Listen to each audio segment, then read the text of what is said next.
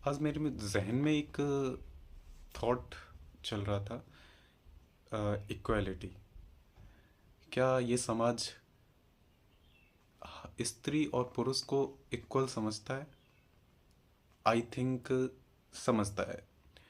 कुछ लोग हैं जो स्त्री और पुरुष में को बराबर समझते हैं, इक्वल समझते हैं, बट कुछ लोग हैं जो आज भी वो मानसिकता रखते हैं कि भाई स्त्री जो है वो केवल वहीं तक सीमित है, घर बर्तन बच्चों तक।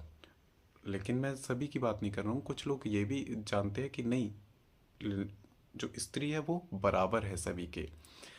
तो मैं उन लोगों की बात कर रहा हूँ जो इस समाज में औरतों को इक्वल नहीं समझते, स्त्री को इक्वल नहीं समझते। तो मैं उनकी बात करूँगा आज। जैसे अगर यही बात है, ये इसी समाज से नहीं, ये पुराने टाइम से ही होता चला आ रहा है। माता सीता को ले लो या माता द्रौपदी को ले लो, ये उस युग से भी होता चला आ रहा है। कोई किसी को इक्वल नहीं मानता है। माता सीता ने अग्नि परीक्षा दी, फिर भी श्री राम ने उनको वन भेज दिया किसी एक नाव के कहने पर। क्या ये काफ़ी नहीं था? माता सीता ने अग्नि परीक्षा दी, ये उनके लिए काफ़ी नहीं था क्या?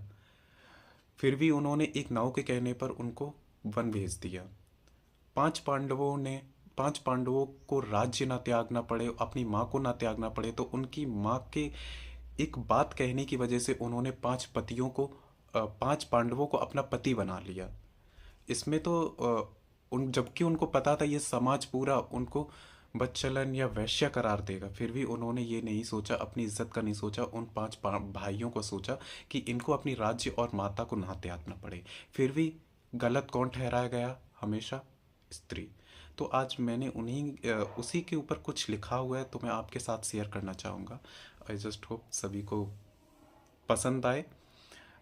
आई नो वेरी वेल कि सभी को तो हम नहीं खुश नहीं कर सकते हैं, तो वैसे ही सभी को पसंद शायद नहीं आएगा, बट जिसको भी पसंद आएगा देखते हैं। कमेंट बॉक्स में ज़रूर बताइएगा किस किस को पसंद आया।